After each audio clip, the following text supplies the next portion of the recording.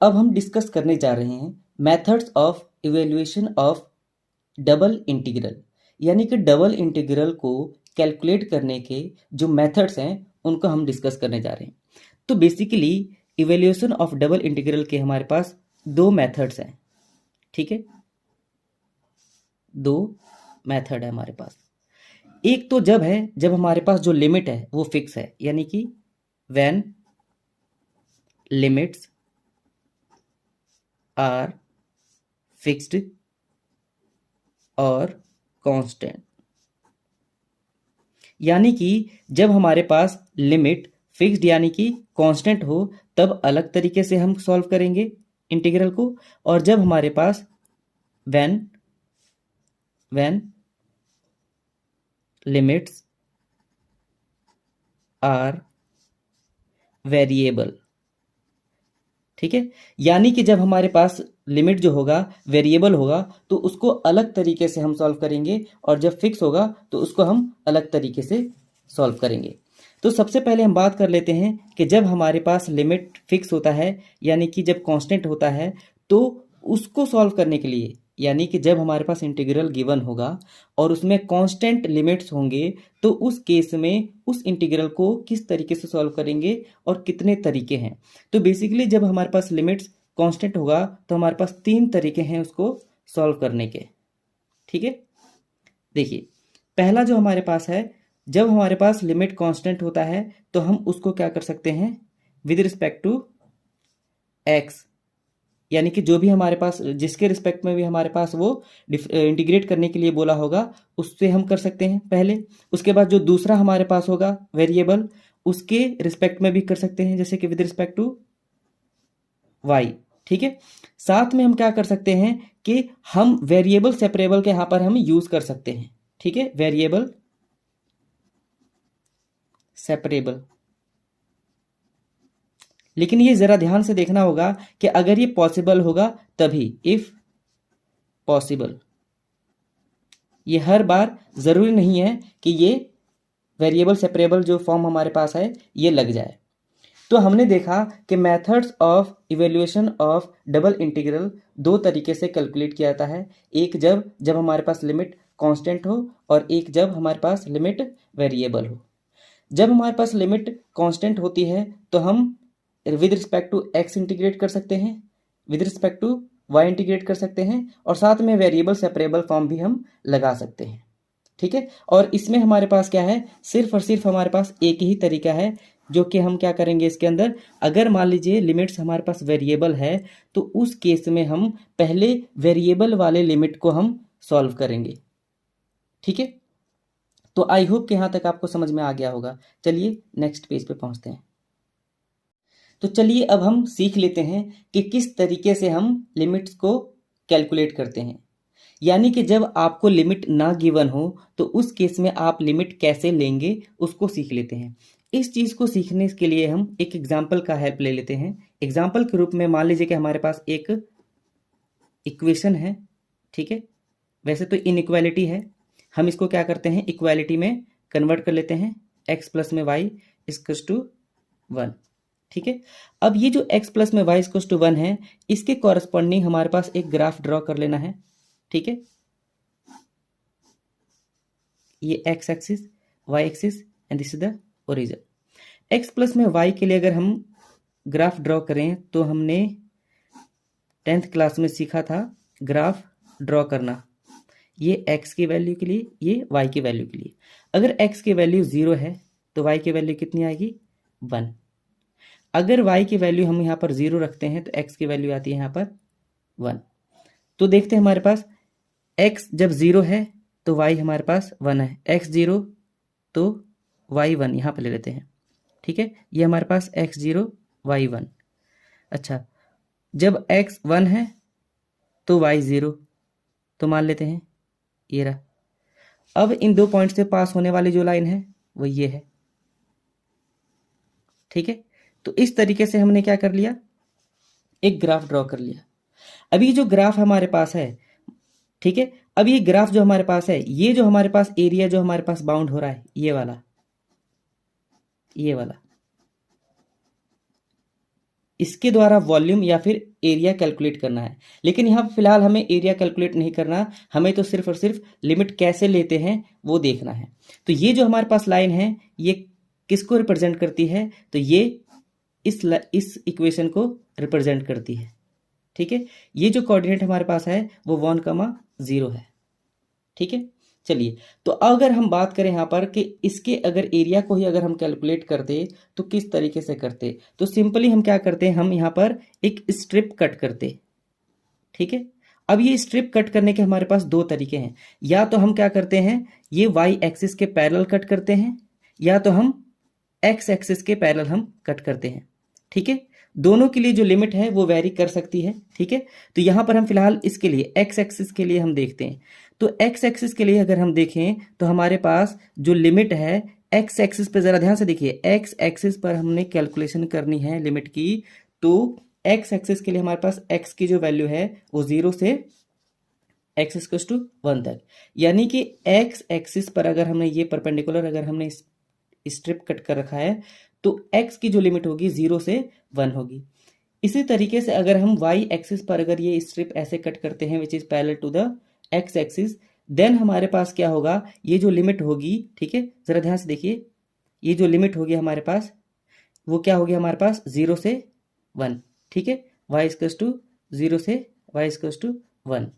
ठीक है, लेकिन लेकिन लेकिन अगर हम सिर्फ इसी स्ट्रिप की बात करें तो x की लिमिट 0 से 1 तो हो गई अगर, ठीक है, और उसके बाद हम क्या करते थे, ये जो y होता था यहां से लेकर यहां तक, ये जो y होता था, इस y के लिए अगर हमें जो लिमिट चाहिए वो लिमिट कैसे मिलेगी, तो आप देख सकते हो कि x एक्सिस पर y की वैल्यू 0 होती है। ठीक है, और उसी तरीके से अगर हम देखें तो ये जो y की वैल्यू है इसके लिए वेरी कर रहा है, यहां पर y की वैल्यू कुछ और होगी, यहां पर y की वैल्यू कुछ और होगी, यहां पे कुछ और, यहां पे कुछ और, यानी कि जो y की वैल्यू है वो वेरिएबल है। यहां पर x का जो हमारे पास है वो यहां से यहां तक 0 से 1 तक तो है फिक्स, लेकिन जो y की वैल्यू है यहां पे कुछ और होगी। ठीक है, ऊपर कुछ और, ऊपर कुछ और, ऊपर कुछ और, तो इस तरीके से y की वैल्यू जो है वो वेरिएबल है। इसलिए हम क्या करते हैं, y की वैल्यू जो भी हमारे पास ये लाइन यानी कि जो भी हमारे पास कर्व गिवन होगा उस कर्व में हम क्या करते हैं, उस कर्व के हेल्प से हम y की वैल्यू कैलकुलेट कर लेते हैं।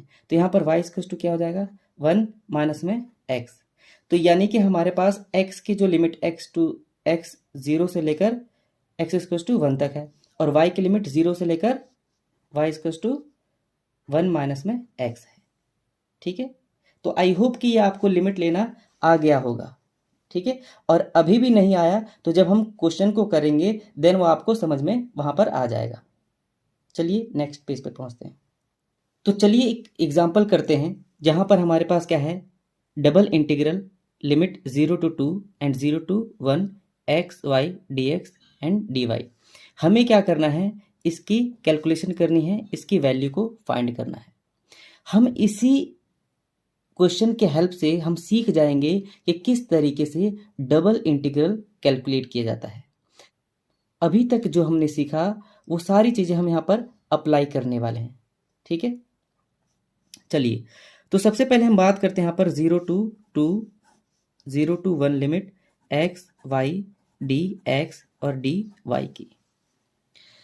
सबसे पहले ध्यान से समझना इसको आप, ये जो हमारे पास ये जो चीज है आपके पास, ये जो हमारे पास जो इंटीग्रल है वो बेसिकली जस्ट इसके जो पास वाली जो चीज होती है, जो भी हमारे पास ये फंक्शन होता है वो उसके लिए हमारे पास ये इंटीग्रल होता है और ये लिमिट भी उसी के लिए होती है।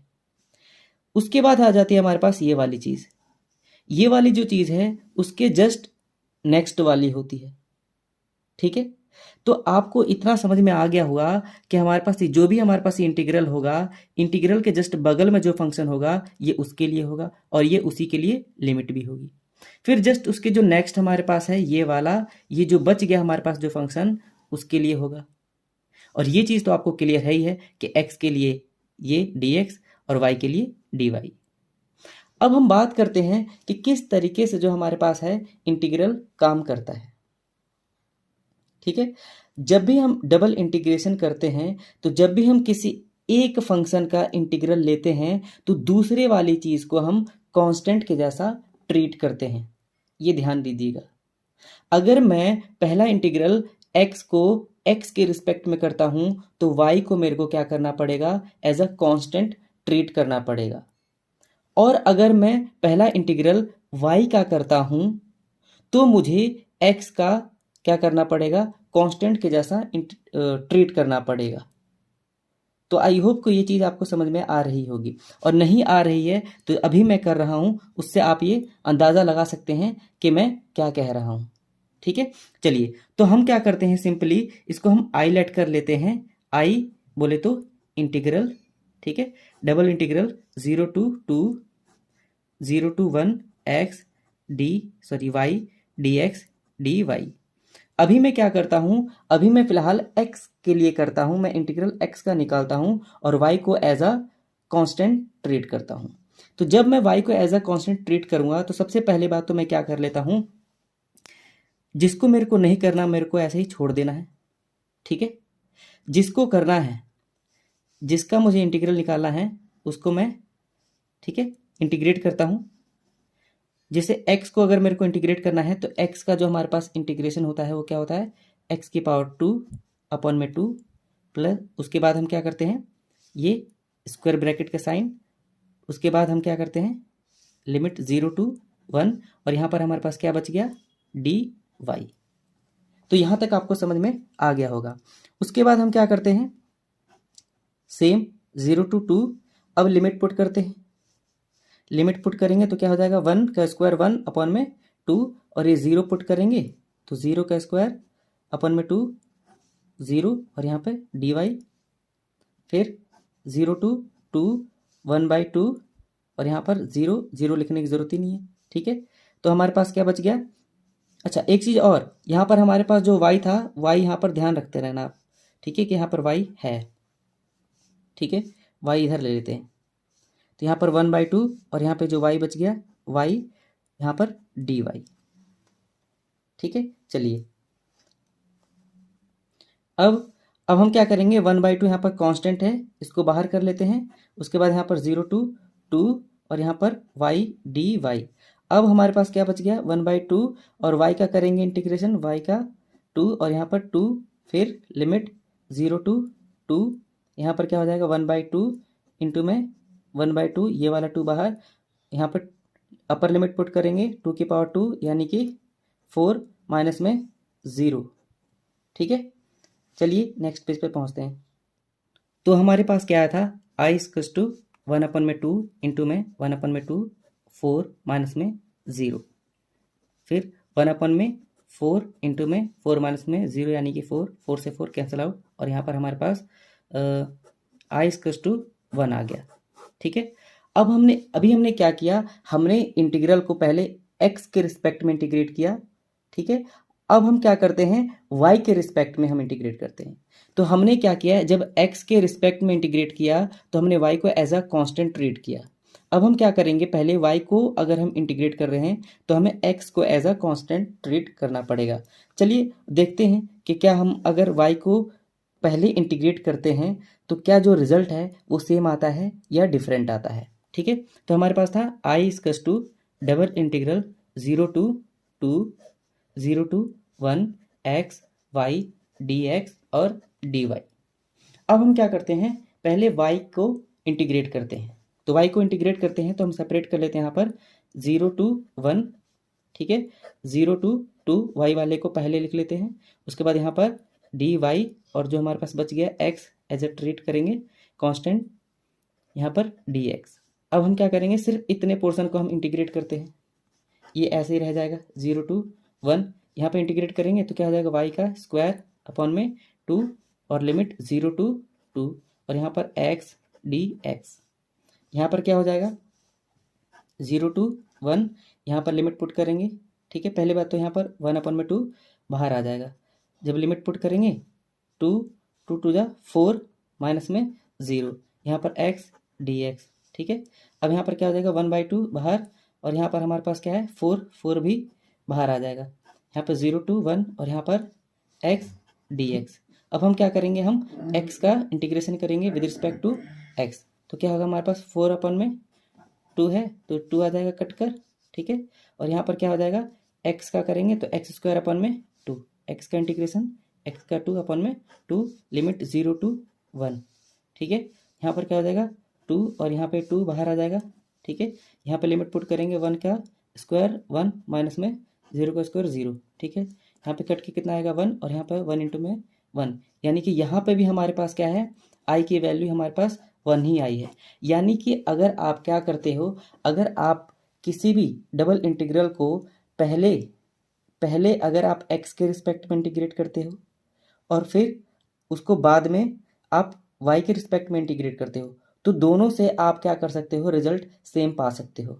यानी कि यहाँ पर क्या है, लेकिन एक चीज़ ध्यान देने वाली बात है, यहाँ पर जो लिमिट है वो डेफिनेट है, फिक्स है, ये वेरिएबल नहीं है।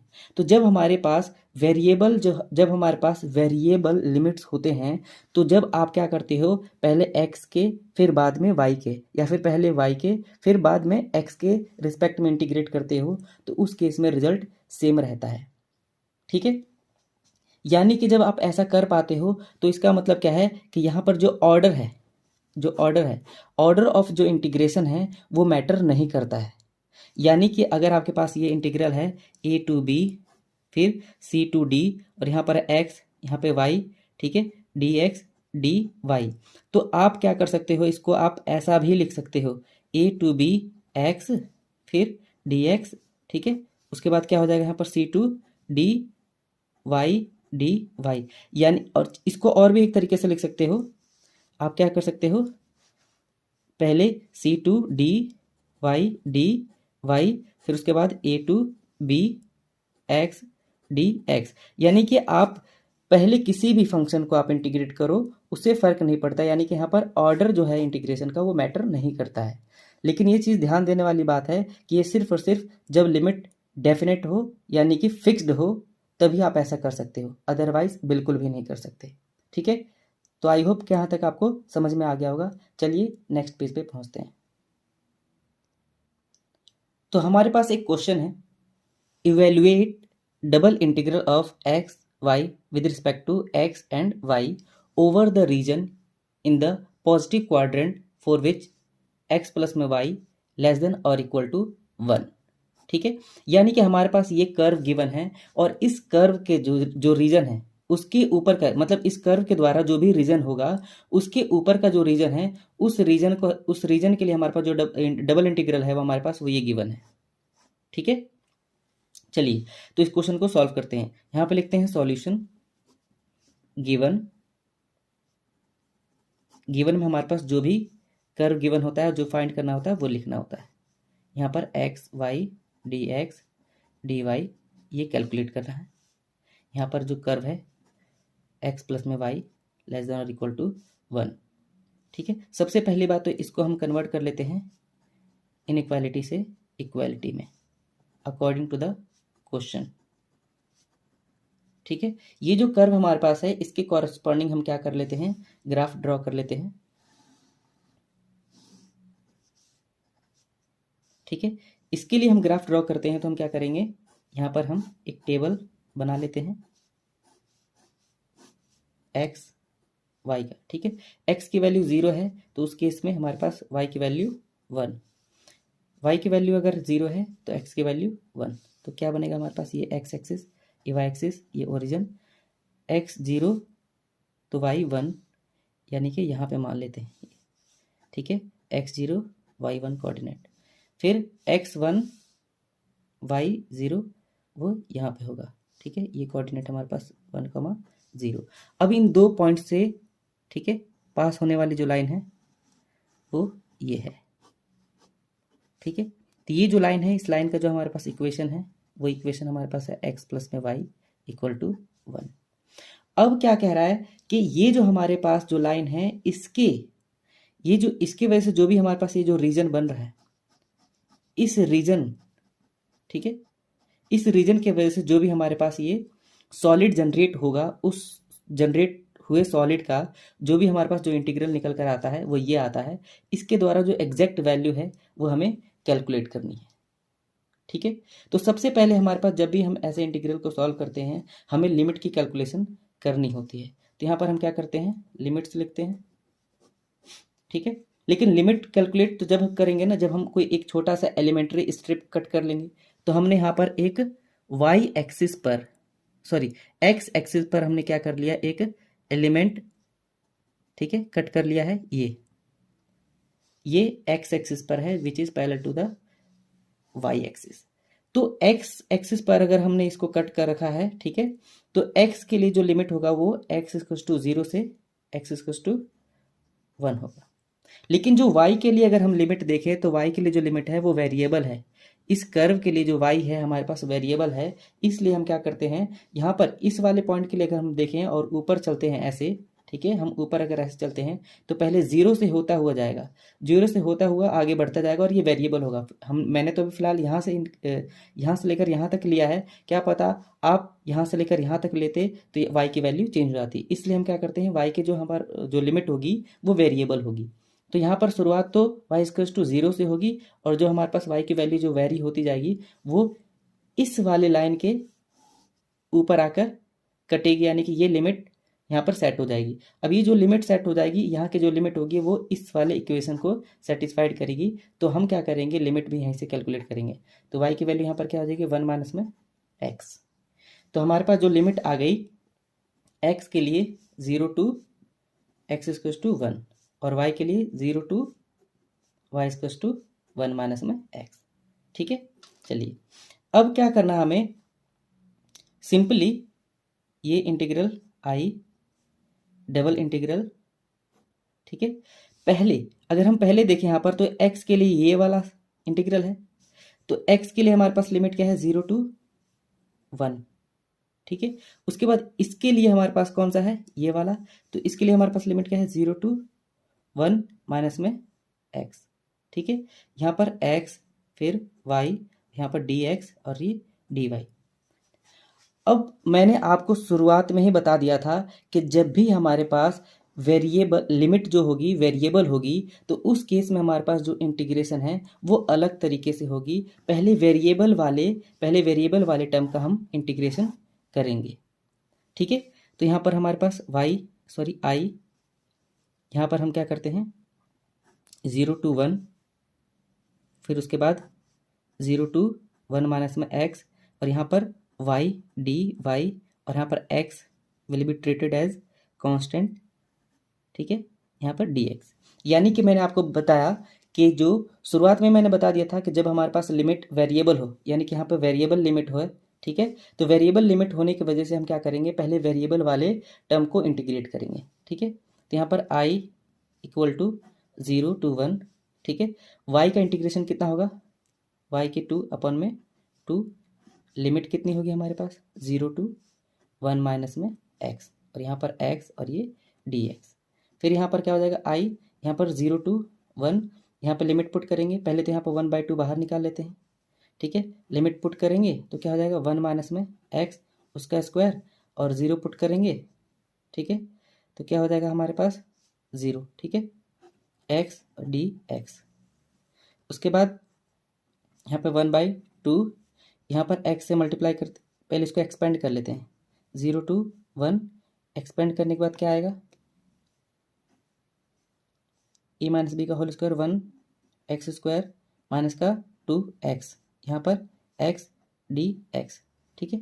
चलिए नेक्स्ट पेज पे पहुँचते हैं। तो हमारे पास था i इक्वल टू 1/2 0 टू 1 और यहाँ पर हमने एक्सपेंड किया था 1, उसके बाद हमने एक्स स्क्वायर माइनस में 2x और यहाँ पर x dx, ठीक है। अब हम क्या करते हैं 1/2 इसको मल्टीप्लाई करते हैं अंदर, यहाँ पर मल्टीप्लाई करने के बाद x प्लस में x की क्यूब माइनस में 2x स्क्वायर, ठीक है, dx। अब हम सिंपली क्या करते हैं, इसको इंटीग्रेट कर देते हैं, ब्रैकेट x का करेंगे तो एक्स स्क्वायर अपन में 2, इसका करेंगे तो x की पावर 4 अपन में 4, इसका करेंगे तो x की 3 अपन में 3, लिमिट 0 टू 1, ठीक है। अब लिमिट पुट करते हैं 1/2, लिमिट पुट करते हैं 1 पुट करेंगे तो 1/2, 1/4 माइनस का 2/3, 3 0 पुट करेंगे, 0 पुट करेंगे तो सारी वैल्यू क्या हो जाएगी, 0 हो जाएगी। ठीक है, यहाँ पर क्या हो जाएगा 1/2, यहाँ पर एलसीएम लेते हैं, 4 3 जा 12। ठीक है, 6 + 3 - 8। ठीक है, तो हमारे पास क्या होगा 6 3 9, 9 में से 8 गया 1, 1 1 जा 1 अपॉन में 12 2 जा 24। तो ये हमारे पास इंटीग्रल की वैल्यू आ गई। ठीक है, तो आई होप कि यहाँ तक आपको समझ में आ गया होगा।